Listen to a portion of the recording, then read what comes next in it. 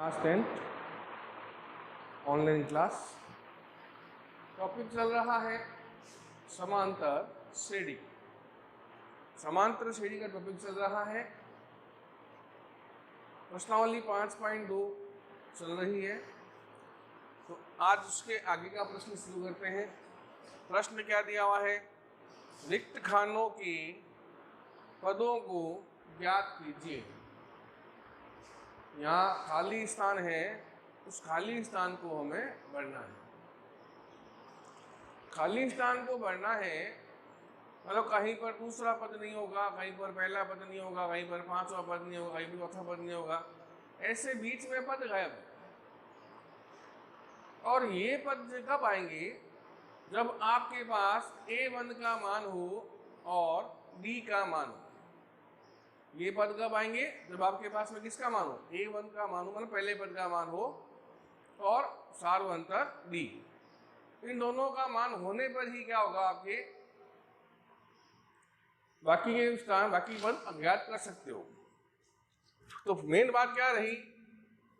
Main बात ये रही कि आपको एक तो इसमें A1 होना जरूरी है और दूसरा इसमें D होना जरूरी है। A1 और D अगर है आपके पास में तो आप क्या कर सकते हो? पद आराम से ज्ञात कर सकते हो जो भी स्थान में नहीं है। तो मेन चीज क्या है? A1 और D है। चलो प्रश्न शुरू करते हैं। पहला प्रश्न है 2, फिर खाली स्थान है, फिर 26। तो यहां पर पहला पद तो है, A1 तो है, दूसरा पद A2 ज्ञात करना है, तीसरा पद है A3। A1 अगर आपके पास में है तो D निकालने में आपको कहीं भी कोई दिक्कत नहीं आएगी। पहला पद अगर आपके पास में है तो आपको D निकालने में कहीं दिक्कत नहीं आएगी। A1 नहीं है तो कैसे करेंगे? वो प्रश्न नंबर 2 में देखेंगे। अभी यहां पर तो A1 दिया हुआ है, तो A1 आपको दिया हुआ है, कितना दिया हुआ है? 2। A1 2 दिया हुआ है। अब A2 नहीं है, A2 ज्ञात करना है। तो A2 ज्ञात करना है तो क्या दिया हुआ है? A3 दिया हुआ है। A3 कितना दिया हुआ है? 26 दिया हुआ है। A3 कितना दिया हुआ है? A3 26 दिया हुआ है। अब इस A3 के द्वारा ही हम D का मान ज्ञात करेंगे। A3 के द्वारा ही हम क्या करेंगे?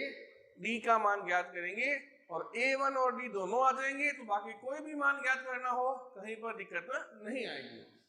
तो A1 2 है, A3 26 है। A1 2 है, A3 26 है। अब देखो पहले A3 कैसे बनाया था अपन, याद करो। पहले तो शुरू में मैंने समझाया था आपको। A3 चाहे A5, चाहे A7, चाहे A10, चाहे A100, कुछ भी आ जाए। क्या बताया था मैंने आपको? सबसे पहले A1 सब में आएगा, वही बता दो। A1 आएगा, A1 आएगा,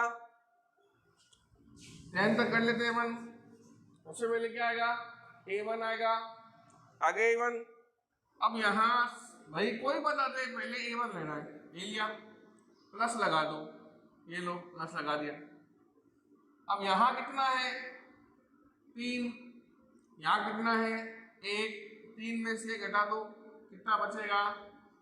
2, ये लो A1 प्लस 2D। यहाँ कितना है? 5। यहाँ कितना है? 1। 5 में से घटा दो, कितना आएगा? 4D।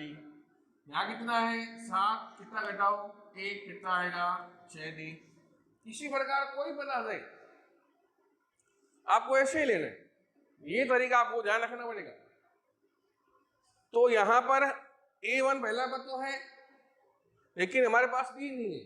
तो D नहीं है, D ज्ञात करना है। क्या है हमारे पास? A3 है। A3 कैसे बनेगा?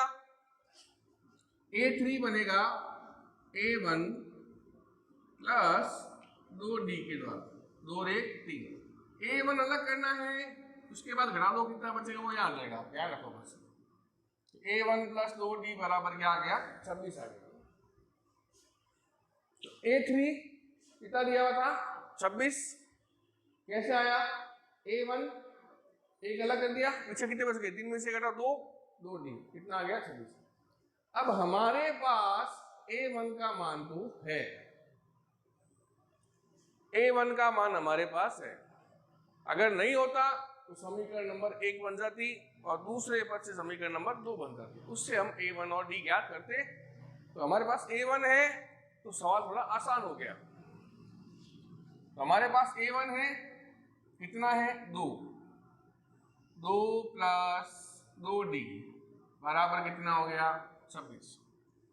अब d ज्ञात करना है, 2 पक्षांतर कर दो पहले, इधर प्लस का 2 इधर लाओ, क्या बन जाएगा माइनस का 2 बन जाएगा, प्लस 2 इधर लेके आए क्या बन गया -2। 2d बराबर 26 माइनस 2, 2d बराबर 24, d बराबर 24 बट्टा 2, कितना घट गया 12 वाला। d का मान कितना आ गया, d का मान 12 आ गया, d का मान 12 आ गया, d का मान 12। तो d 12 आ गया। a1 आपके पास पहले से ही है, क्या ज्ञात करना है, a2 ज्ञात करना है। क्या ज्ञात करना है, a2। d ज्ञात करना, मेन चीज क्या होता है, मैंने आपको a1 होना चाहिए और d होना चाहिए। a1 पहले से ही दिया हुआ था, d आपने ज्ञात कर लिया। d कैसे ज्ञात किया, क्या दिया हुआ था, a3 दिया हुआ था, क्या दिया हुआ था, a3 दिया हुआ था। a3 कैसे बनाया अपन ने, a1 प्लस 2d से बनाया। तो a1 का मान क्या दिया हुआ है 2, रख दिया 2y का मान। अब 2 पक्षांतर किया, इधर प्लस का उधर आ गया, बन गया माइनस का।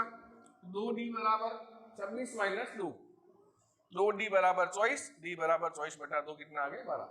अब क्या ज्ञात करना है आपको, a2 ज्ञात करना है। ये लो a2 ज्ञात करना है। पहले क्या आएगा, a1 तो आएगा, ये लो a1 आ गया। यहाँ कितना है 2, कितना घटाना है 1, कितना बच गया 1, a1 प्लस 1 हो गया। a1 कितना है, a1 2 है, 1 d है तो मतलब नहीं क्या भाई, d कितना आया 12, जोड़ दो 12 प्लस 2 कितना हो गया 14। ये लो a2 कितना आ गया 14, दूसरा इसका खाली था, ये पहले ज्ञात करें कितना आ गया 14 आ गया। प्रश्न नंबर 2, a1 ही नहीं है, ये देखो a1 ही नहीं है, फिर a2 है, फिर a3 नहीं है, फिर a4 है। तो पहला पद ही नहीं है इसमें पहला पद ही नहीं है। अब पहला पद अगर नहीं है, a1 नहीं है पहला पद, सारवंत d भी नहीं है, दोनों चीज नहीं है, तो इसको समीकरण के द्वारा ही हल करना पड़ेगा। दोनों चीज नहीं है, किससे हल करोगे, समीकरण के द्वारा हल करोगे। तो पहले देखो a1 नहीं है तो छोड़ दो, तो क्या है आपके पास a2 है और क्या आपके पास a4 है। a2 और a4 से समीकरण बनाएंगे, a2 से और a4 से समीकरण बनाएंगे और समीकरण बनाने के बाद उसको हल करेंगे। तो a2 कितना है 13 है, a2 कितना है, a2 13 है। a2 कैसे बनेगा a2 बनाना है, पहले क्या लाओगे, a1 और प्लस फिक्स कर दिया अपने, a1 और प्लस 6 हो गया। अब यहां 2 में से घटाओ, 1d आ गया, कितना है बराबर 13। समीकरण नंबर क्या बन गई 1। a2 a1 अलग कर दो, प्लस लगा दो, 2 में से घटाया 1 बच गया, 1d बराबर 13। समीकरण नंबर क्या बन गई। और क्या दिया हुआ है, a4 दिया हुआ है, a4 कितना दिया हुआ है 3 दिया हुआ है, कितना दिया हुआ है a4 3, आगे a4 भी। अब a4 कैसे बनेगा, पहले क्या लेना है आपको, a1 लेना है प्लस लेना है, ले लिया। यहाँ कितना है 4, यहाँ कितना है 1, 4 में से घटाओ कितना आया 3। ये लो समीकरण नंबर क्या बन गई 2। समीकरण ए क्या बनी a1 + 1d = 13। 2 क्या बनी a1 + 3d = 3। अब इस समीकरण को हल करके a1 का मान और d का मान ज्ञात करना पड़ेगा। कैसे हल करोगे विलोपन विधि से। समीकरण 2 क्या है a1 + 3d = 3। एक क्या है a1 + 1d = 13। हो गया दोनों प्लस के ही है। तो इसको हल करना है समीकरण को। कैसे हल करोगे विलोपन विधि के द्वारा हल करेंगे। हल कैसे करोगे विलोपन विधि के द्वारा। विलोपन में क्या होता है विलोपन में होता है संख्या समान और चिन्ह असमान। संख्या समान और चिन्ह असमान। यहां दोनों a1 है लेकिन यहाँ क्या है दोनों प्लस के हैं। दोनों समान तो है लेकिन चिन्ह भी क्या है समान है। संख्या तो समान है लेकिन चिन्ह क्या नहीं है असमान नहीं है समान है। तो असमान कैसे बनोगे यहाँ पर दोनों प्लस के हैं यहाँ दोनों प्लस के हैं इनको प्लस और माइनस करना है।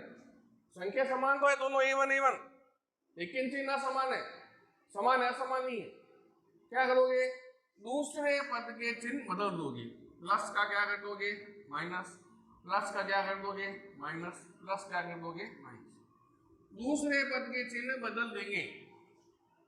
ये होती है विलोपन विधि। विलोपन विधि में क्या होना चाहिए संख्या समान और चिन्ह असमान। अगर चिन्ह समान है तो दूसरे पद के चिन्ह बदल दो वो चिन्ह क्या हो जाएंगे असमान कर देंगे दूसरे पद के चिन्ह बदल देंगे। तो यहाँ देखो अब विलोपन हो गया इसका। क्यों क्योंकि ये प्लस का हो गया और ये किसका हो गया माइनस। संख्या समान a1 चिन्ह समान हो गया विलोपन। यहाँ आओ यहाँ कितना है प्लस का 3 यहाँ कितना है माइनस का 1। अब नया चिन्ह काम आएगा पूर्णांक में नहीं आएगा। 3 में से घटा दो कितना आया 2d। बड़ा प्लस का है इसलिए प्लस का 2d आ गया। प्लस और माइनस हो गया ना असमान चिन्ह हो गया। असमान चिन्ह क्या होते घटते हैं 3 में से घटा कितना आया 2d आ गया। ये प्लस का और ये माइनस हो गया। यहाँ क्या है प्लस यहाँ क्या है माइनस। फिर असमान चिन्ह हो गए प्लस और माइनस असमान चिन्ह हो गए। असमान चिन्ह क्या होते हैं घटते हैं। 3 - 13 करो 10 आया। बड़ा कौन है 13 चिन्ह किसका है माइनस का। बड़ी संख्या माइनस की इसलिए माइनस का आएगा माइनस का 10 आ गया। 2d = -10 तो d बराबर क्या आएगा -10/2 कट गया कितनी बार -5। d का मान कितना आ गया -5। d बराबर कितना आ गया -5।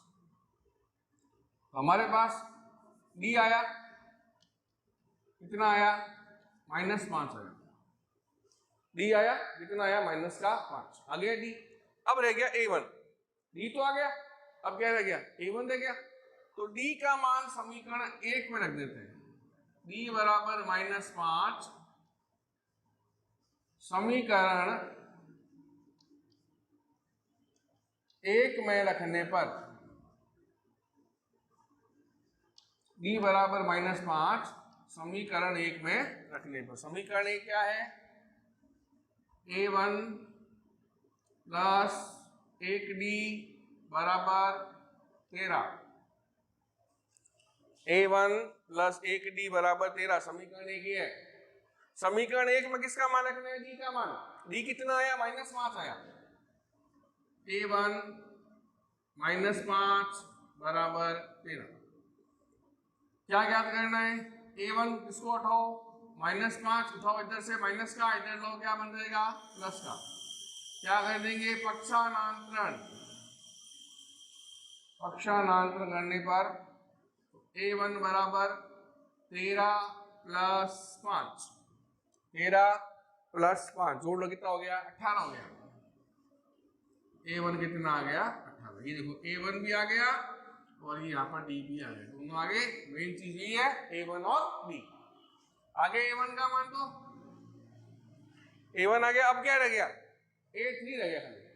क्या रह गया? A3। A1 आ गया, D आ गया। मेन A1 और D होगा तो कोई पता दे तो आप आसानी से हल कर सकते हो। मेन चीज A1 चाहिए और D चाहिए, तो आगे हमारे पास में। अब क्या लेना है आपको? A4 लेना है, A3 लेना, सॉरी A3 लेना है। A3 कैसे आएगा? पहले A1 प्लस 3 में से घटाओ 2, 2D। ये लो A1 A3 बराबर A1 कितना आया? 18 प्लस 2D, 2 इंटू D कितना आया? -5। A3 बराबर 18, -5 को 2 से गुणा करनी है, 5 दूनी 10, -10 हो गया। 18 माइनस 10 कर दो, कितना आया? 8। A3 कितना आ गया? 8। तो A1 ज्ञात करना था, ज्ञात कर लिया। A3 ज्ञात करना था, ज्ञात कर लिया। तो ऐसे प्रश्न अभी तक और करने हैं। अगर समझ में नहीं आए दोबारा पूछ सकते हैं। मेन चीज इसमें ही है, A3 कैसे बनेगा? A1 प्लस 2D से। A10 कैसे बनेगा? A1 प्लस 9D से। A100 कैसे बनेगा? A1 प्लस 99D से। ये आना जरूरी है आपको। तो आज के लिए इतना ही, बाकी कल करेंगे। धन्यवाद।